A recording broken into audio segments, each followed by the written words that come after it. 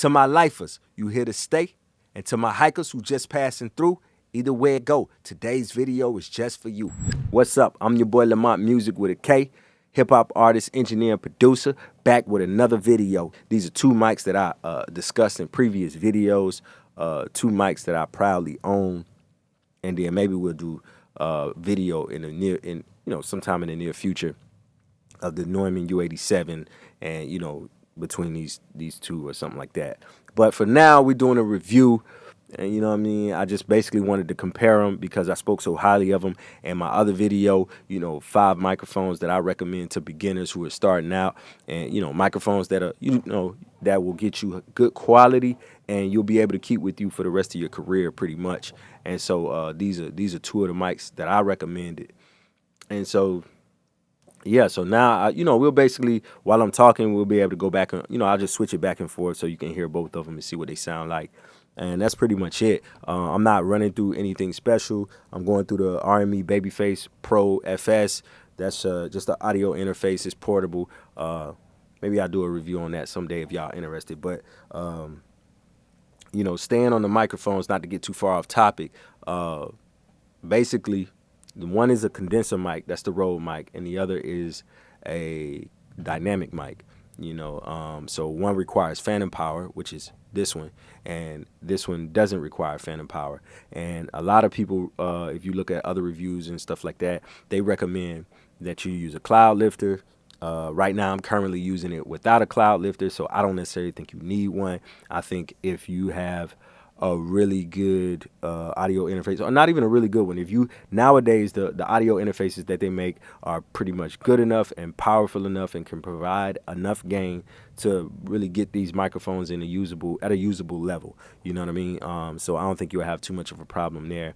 I think this mic is bright. It is a brighter microphone for sure than the SM7b. The SM7b is darker, is a little more dull on the top end, which I think that's good for rappers. When you're recording vocals, a lot of times you deal with sibilants, which is, your S's, they start to, spike up, and it's really harsh, like all the S sounds and whatnot. I think that'll be more of an issue on this microphone and microphones like this, which are condenser microphones and stuff, especially if it has, like if you look at the frequency response on the instruction manual or whatnot, you'll see that there's a slight boost on the Rode Nt1. It's usually not that big of a deal. It's something that if you're a mix engineer or you're going to a professional studio or whatnot, they'll be able to fix and get a good quality vocal. Even if you use a microphone like this, or if you use this microphone, you'll probably end up boosting the high end frequencies. You'll probably end up boosting those frequencies on this microphone just because it's a darker microphone. But other than that, I feel like they both have good frequency response. You get a lot of body out of the dynamic microphone, the SM7B. I feel like it gives you more body, richer tone. Now, while the Rode Nt1 is a brighter microphone, I do believe that you can get a similar sound if you're going for the SM7B sound on a budget. All you have to do that is kind of get closer. Basically talk directly into it, or get as close as you possibly can for the proximity effect. You'll have to worry about your plosives a little more if you're closer. So that's something to think of and think through and decide what you're gonna do. But the Rode Nt1 is cheaper, okay? But again, it is around $280. The SM7B is around $400. But these are some things to consider. The Rode mic, if you're in a room that is untreated, it is probably not the best choice. If you're in a room that is heavily treated, it'll be the go-to, in my opinion. But you could also use the SM7B. The SM7B is the more versatile microphone, in my opinion, because it can record in an untreated room, or it'll do well in an untreated room. Let me say that. But it'll also do really extremely well in a treated room. So I think that gives you the most versatility, but it's also the more expensive microphone. So, you got some choices to make right there. Now in terms of instruments, I work with hip hop. I don't do a lot of instruments, but when I do work with instruments like guitars and things of that nature, they both work really well. You could use them. I prefer, if I'm working with instruments and I'm in a treated environment, I prefer working with the Rode mic just because I can get a little more detail, especially if I'm working with a guitar or something like that.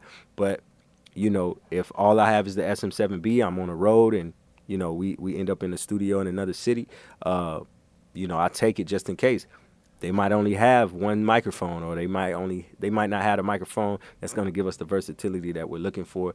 At least I can bring one, hook him up, SM7B, and get busy.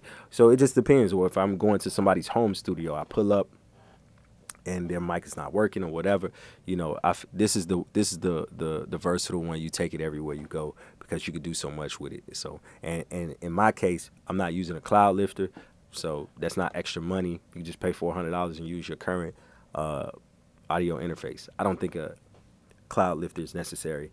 If you're not sure what a cloud lifter is, a cloud lifter is just a it's basically just a amplifier. It's more like an inline amplifier to give the microphone more gain before you hit your audio interface, and then you can still turn it up. So I mean, you could get one of those. Those are optionals, but it's also more money. There is one. The cloud lifter is like $150, but there is one that is a little cheaper. It's the Clark Technic. I have one because when I first purchased this mic, I thought that I would need one. Turns out I didn't, and it was too late to return it. So I do have one. I use it depending on who's what person I'm recording. If they're really low and I don't want to just overdrive the audio interface, I may use it, but it's not necessary. So it's just kind of a luxury at this point. So just keep that in mind. But yeah, this your boy Lamont Music with a K. Stay up, stay blessed. Rider, baby.